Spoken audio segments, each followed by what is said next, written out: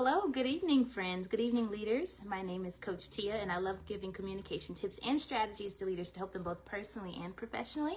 If you know about my content, it's all about internal dialogue and how to have the conversations with yourself that count so that you can better communicate with others. Tonight, I really thought it would be just a great idea to do a broadcast about respect. It is so important in the world of leadership. And yet somehow we're not always properly taught anymore what it means, how to get the respect that you need from others, why it even matters, right? And what it is and what it isn't. And so I thought I'd do a lesson about it tonight. This is a really good one for those of you who maybe you've got some young adults in your life who could use this lesson. Maybe some of you find yourselves constantly like you may have a good relationship with people for a period of time, and then somehow a lot of your business or personal or even romantic connections may fall apart. This may help you out quite a bit if you want the ability to to prevent conflict. I would recommend watching and sharing tonight's broadcast about respect and honor and the role that it plays in our future success, especially as it relates to the relationships and the connections that we try to maintain over time with people. I will say, I'm going to tell you exactly where this one came from. I tend to get a lot of compliments for my poise. I get a lot of compliments all the time, and people ask me quite a bit about how I communicate or how I connect with others, and also how I'm able to, I don't want to say the word command respect without saying anything at all. And so I thought that I would pass this down as the powerful women in my life who came before me passed it down to me. I'd like to pass down some of those lessons, women and men, especially the great people that have had the privilege of learning from these great leadership lessons. And so if you have conflict in some of your relationships, or if you find yourself to be burned out, if you find out that you're always trying to demand and assert your boundaries, if that is something that you are struggling with in this chapter of your life and you're trying to figure out how you want to communicate your boundaries to others, I'm going to help you do that tonight in the most honorable and respectful way that will save you a lot of time and stress as you progress in your leadership journey. And so I have to give you my disclaimer. If you're not familiar with my content, this is a kingdom conversation. Those of you who are members of this kingdom, you know who you are. If not, I'm more than happy to share my faith. So please feel free to inbox me if you have any questions. But it's very important that you know that much of my content is rooted in my faith and my belief in Jesus Christ and his love. And I'm going to love on you by sharing with you the wisdom that I have received throughout time about studying my faith. So anyhow, let's talk about respect.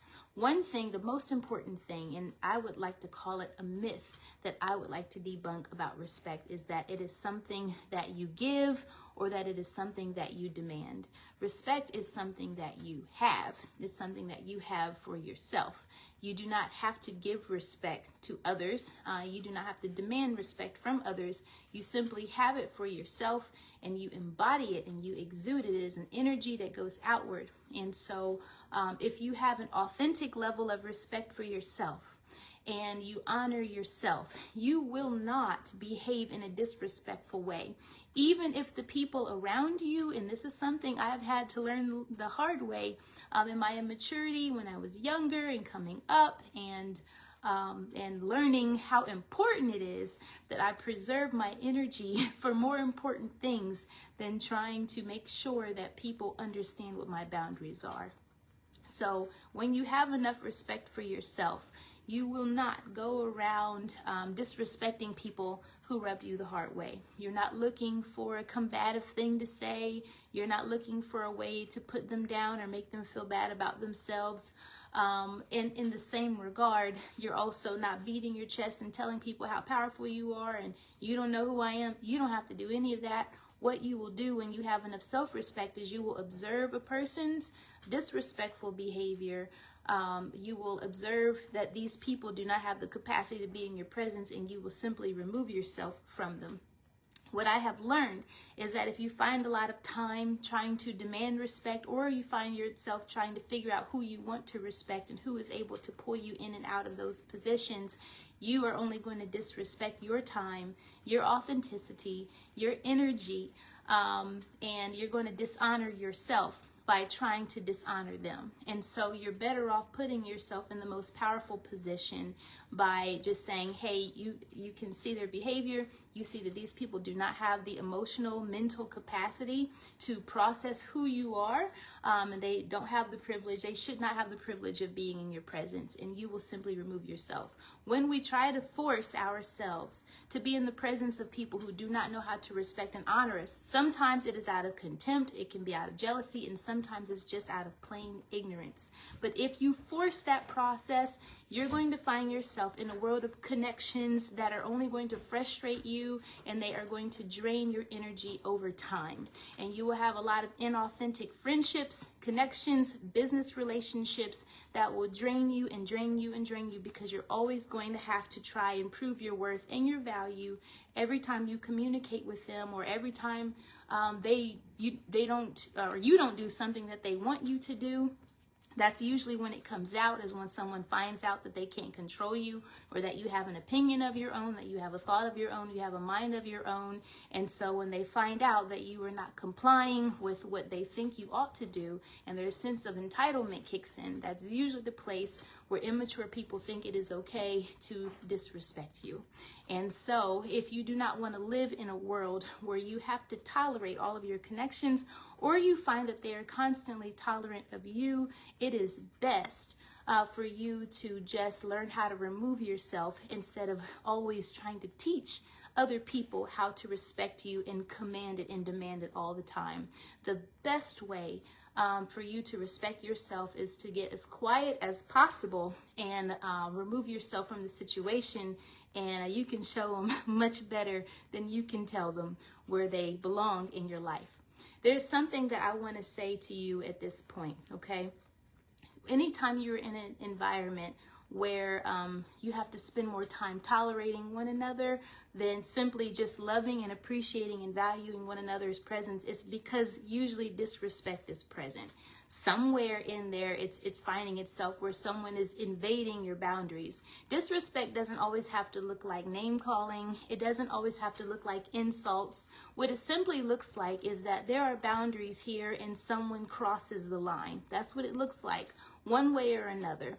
Now, I want you to be honest with yourself, and I want you to make sure that your ego isn't so thick that you do not know how to observe other people's lines as well, because sometimes it can be a process of reaping and sowing, where you are crossing one another's lines all the time, and so now you're tolerating each other, and you're always trying to figure out how to have the conversation, the very awkward conversation on how to draw that line. Or you keep adjusting yourself and you keep adjusting your boundaries to try and fit people in that do not belong. I'm going to say something hard, and I hope that you can process this with all the love in my heart that I mean it by, but people should only be as close to you as their respect level. And you have to apply that same for yourself, okay? I want you to be able to observe people's natural ability to honor your boundaries and grant them the necessary access based on that. So if someone can respect you up close, then they are a close connection. If they can only respect you from a distance, they are a distant connection. And if they can't respect you at all, you shouldn't be dealing with them at all. So this is how you protect your peace, by giving people the level of access that they deserve based on their ability to observe your boundary, even to hear your boundary and to honor it, not to try to put you down for it, not to try to talk you down from it, but to be able to honor it and simply say, hey, thank you for enlightening me. Now that I know, I got you. If they can't, and sometimes, like I said, make sure that you are not, make sure that you are also just as sensitive to honoring their boundaries as well, because sometimes disrespect can be reciprocal, where you are not detecting their boundaries. And so sometimes people think that, hey, look, you're doing this with me, so I can do this with you. It has to be mutual, and that's why I say it comes from a place of self-respect, self-honor. What does self-respect look like? It looks like discipline. It looks like you're disciplined with your time. And if people see that you are disciplined with your time, then yes, they should be honoring your time. They say, oh, he's prompt or she's prompt, so I'm going to make sure that I show up on time. They keep their word. They keep their promises. So let me make sure that I keep my promises as well. This person takes care of their body. So let me make sure that if they come over for dinner, I only feed them healthy food. That is what self-respect looks like. It looks like self-discipline, and that's why I say you don't have to demand respect. You simply have to honor and respect yourself, and people get into alignment with that when they are inspired by your example of greatness. You understand? So I hope that that is something that makes sense to you. You don't have to go around telling people to respect you. You respect yourself. You start there. And then you get to educate people along the way as they are trying to figure out how to get close to you and how to connect with you. You know, I remember when I started to eat healthier foods, for example. When I started to eat healthier foods, I had the hardest time explaining to certain people things that I was and was not willing to eat. Did I go and I demand to say, hey, look, do not put this in my food. I don't eat cheese. I don't eat this. I don't eat that. No, I didn't do that. I simply demonstrated that I care about my health.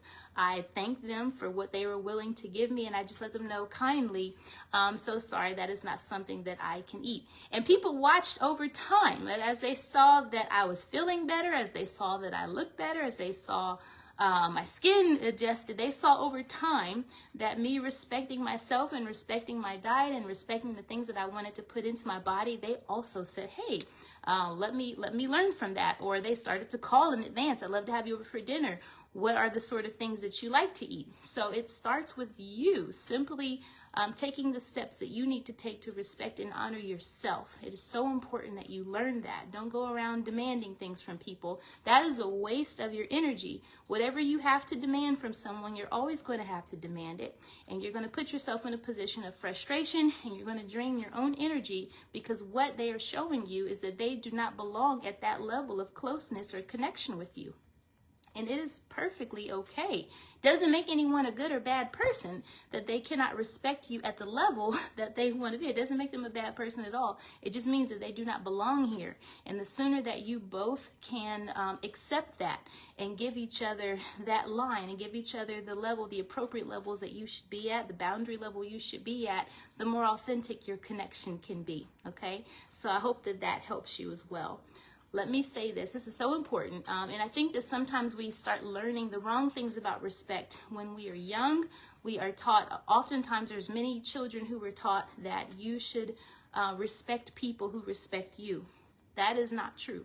Respect is not a luxury. Respect is a survival instinct. The reason why your children have to listen to you is because you know better than they do. You've lived longer than they have, right? You have more experience. And so if your children had to decide for themselves whether or not you were worthy of respect just because maybe you yelled at them today, for example, let's just give them that example. You yelled at them to put their clothes on, get ready for school, and hurry up and get in the car. And if your children felt disrespected by your tone, they're going to decide whether or not to listen to you.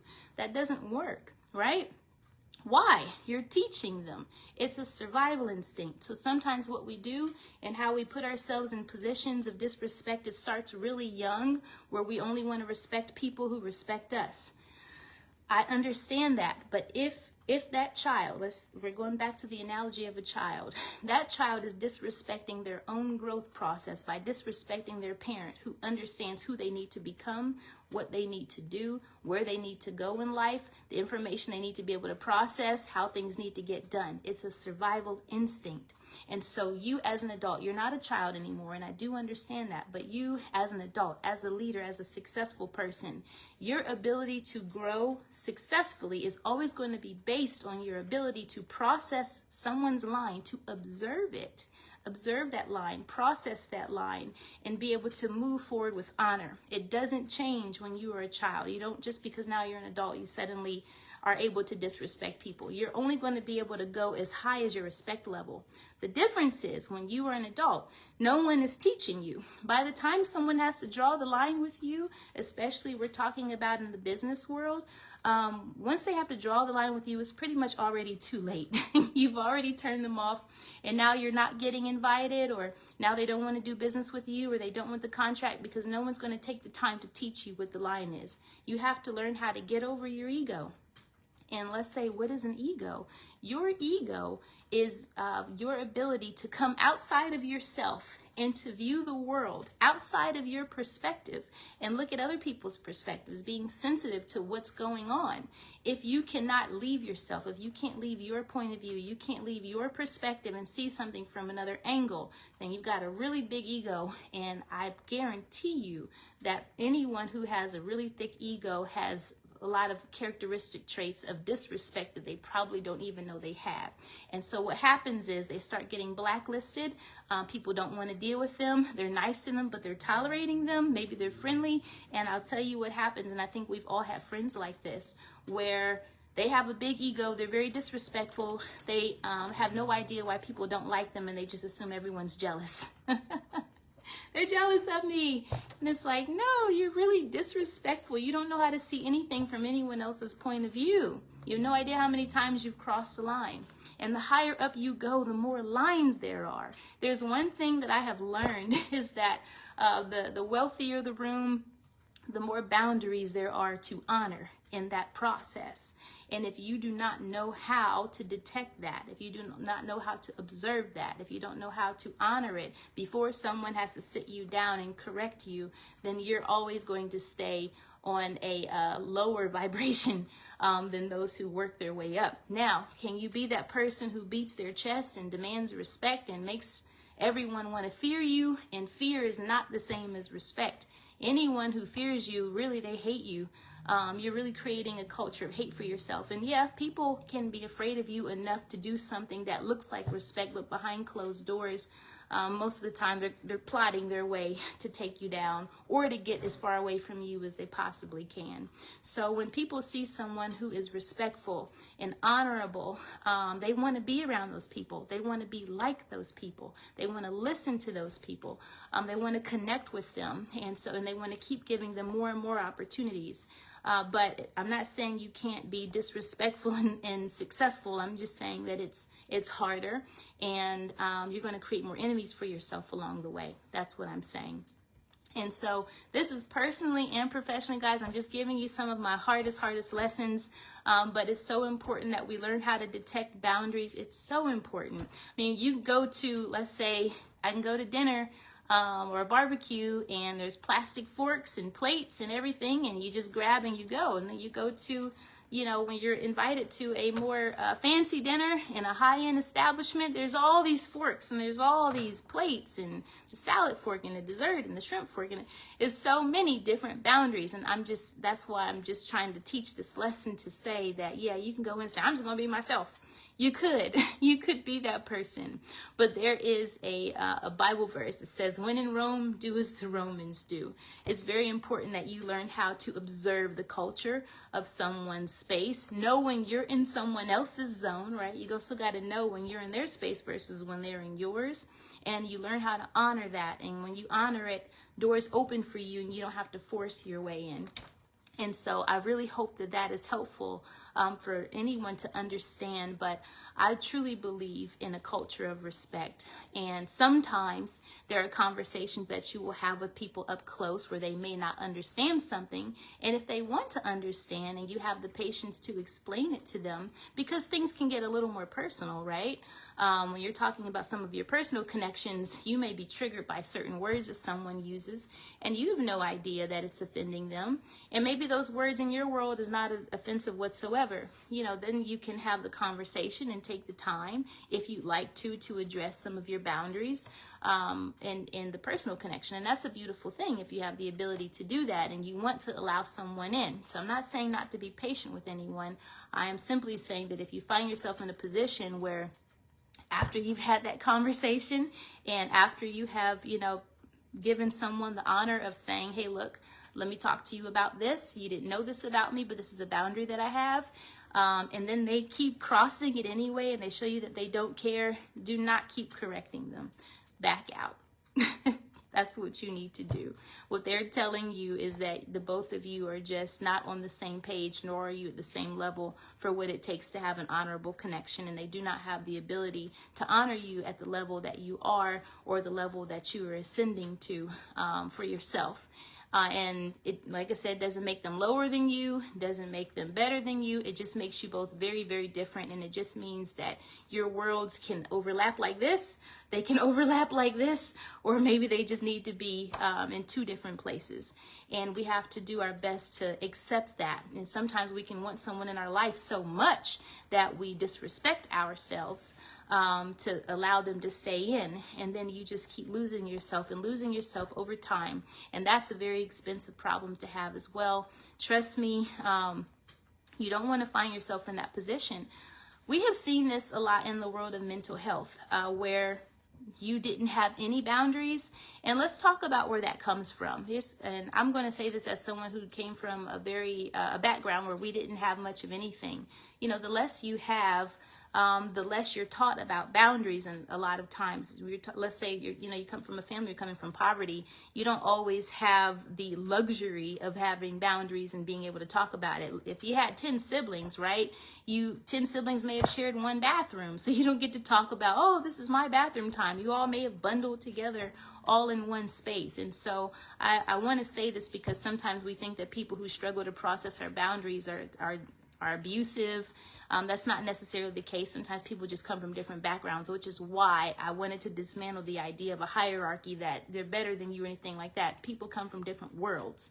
I come from a world where I didn't have much, but I also didn't have a lot of challenges when it came to my boundaries. I was an only child for most of my life. And so I have many more boundaries than the average person because I didn't have to share a room or share a hairbrush. My siblings, my sister is 17 years younger than I am. And so when I grew up, she didn't grow up with me. And so someone, dealing with me is like, man, she's got a lot of boundaries. Well, yeah, I've always had the privilege of privacy my entire life. So those are the sort of things that I've learned. But my grandmother, on the other hand, she had 10 siblings in a one-bedroom house with, one bathroom. And so her patience level and her boundaries are much more relaxed than I am. And that's just our personality types because of the backgrounds that we come from. So I want to share that because I want you to also learn how to be patient with people who are different from you, as I have myself had to learn how to develop those patience levels because though I have siblings, we didn't share, we didn't really live together. I've always had my own room, I've always had my own bathroom, I've always had my own space. I didn't live a luxurious life, but when you're an only child and you've got, I've grown up in a 2-bedroom apartment with my parents, 2-bedroom, 2-bathroom. That doesn't mean that we had a lot, but as an only child, I didn't have many challenges. And so my boundaries are much thicker than probably the average person who grew up with lots of siblings or had to share and had to be in close quarters with someone. But we didn't learn, back to my point, is that we don't always learn how to communicate those things, right? I didn't learn how to communicate my boundaries because I didn't have to. I didn't have anyone to share with. Others may not have learned how to communicate their boundaries because they weren't allowed to have any boundaries. They had to share everything. And so they have a different level of patience or even a different level of entitlement than I may have, right? So I want to share that because as leaders, we have to find ourselves being patient with people and learning how to communicate with people and not just assuming that someone is good or bad just because they may have triggered one of our lines and they didn't know how to honor our boundaries in the moment. I'm simply saying that once you have communicated and you've learned how to communicate with someone and you've put it out there where you are and how the best way for them to show up in your life so that you guys can coexist, if they continue to ignore that or they just cannot do it, don't relax your boundaries. Remove yourself from the situation. Don't fight with them. Don't argue with them. Let them be them while you continue to have self-respect for yourself and to be you and to stay in your lane. And so in this journey, it's so important that we learn how to observe and appreciate everyone for who they are, and encourage them to be who they are truly, because who they are, God made them that way in the same regard that God made you, and he loves them as they are, as he loves you as you are. So that's where that position of honor comes from. We just learned that, hey, maybe we are not in the position where we can coexist on these terms peacefully without me having to dismantle myself or not be the authentic version of me, or someone else being the authentic version of themselves. And so what we should do, and what's tough as leaders, is that you don't always get the opportunity to connect on a frequent basis with people who are just like you, right? I love to give the analogy of a mountaintop. You know, the peak of a mountain, they don't touch each other. They're far apart, right? Because they're high. And the higher you go, the harder it is to find people who live at your level of inner discipline, and may live at your level of self-honor, and live at your level of self-love. And it's going to get even harder as you progress and you learn more and more how to love yourself, how to respect yourself, how to honor yourself, how to honor your boundaries, and how to honor the boundaries of others. It's a lonely journey that you're going to be on. And I want to encourage you that you're not on that journey alone, even though it may feel like it. But we're all learning these pieces. And so as we go along, just make sure that you're a great example all the time. But that's not your priority. Your priority is not to be a good example to others. Your priority is to love yourself and allow your love for yourself to be the great example to others for how you ought to be treated. And if someone cannot do that, have enough courage to let them go. It's okay if they can't. If they can't do that, have enough courage to encourage them to live their very best life. Continue to demonstrate self-respect. Continue to demonstrate honor. Do not waste your energy by trying to get in the mud with them and fighting with them for something that you can only give to yourself in the best way that only you can do it. So anyhow, I hope that this was a very helpful talk. God bless you. God loves you. I love you. And I pray that this conversation helps you to have some insight about the world of self-respect, how to respect yourself, others, and the differences that we all have and share. Talk soon. Bye.